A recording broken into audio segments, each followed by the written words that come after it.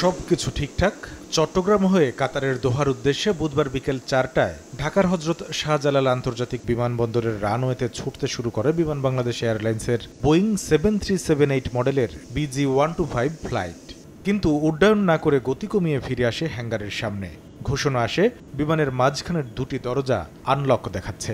এমনটা জানিয়ে নিজের ফেসবুকে একটা স্ট্যাটাস দেন ওই ফ্লাইটের যাত্রী নিট পোশাক শিল্প মালিকদের শীর্ষ সংগঠন BKME এর নির্বাহী সভাপতি মোহাম্মদ হাতেম। তার পাঠানো একটি ভিডিওতে দেখা যাচ্ছে পেছনে থাকা জরুরি বহির্গমন দরজার গ্লাস ঠিকঠাক করছেন পাইলট সহ বিমানের প্রকৌশলী টিম। এ সময় প্রচণ্ড গরমে যাত্রীদের হাঁসফাঁস অবস্থার কথা জানালেও ঝুঁকি না নিয়ে দ্রুত সমস্যা সমাধান করায় বিমানের ক্যাপ্টেনকে ধন্যবাদ দেন ওই ব্যবসায়ী নেতা। পাইলটের এই দক্ষতার বিষয়টি আমাদের নজরে এসেছে এবং পাইলটকে, ক্যাপ্টেনকে স্পেশালি আমাদের পক্ষ থেকে ধন্যবাদ যে তিনি বিষয়টা নজরে এনে তড়িৎ ব্যবস্থা নিয়েছেন। তবে বাংলাদেশ বিমানে ভ্রমণের অভিজ্ঞতা ভালো না বলে মন্তব্য করেন তিনি।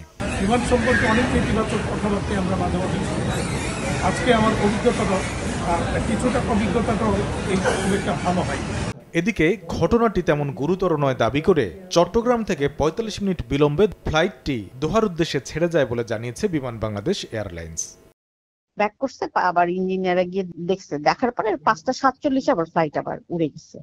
এর আগে গেল সোমবার রাতে উড্ডয়নের পর উইন্ডশিল্ডে ফাটল ধরা পড়ায় আবুধাবি না গিয়ে নরসিংদীর আকাশে ৩ ঘন্টা চক্কর দিয়ে রাত ১টা ২০ মিনিটে বিমান বাংলাদেশ এয়ারলাইন্সের একটি ফ্লাইট ফিরে আসে ঢাকার হজরত শাহজালাল আন্তর্জাতিক বিমানবন্দরে।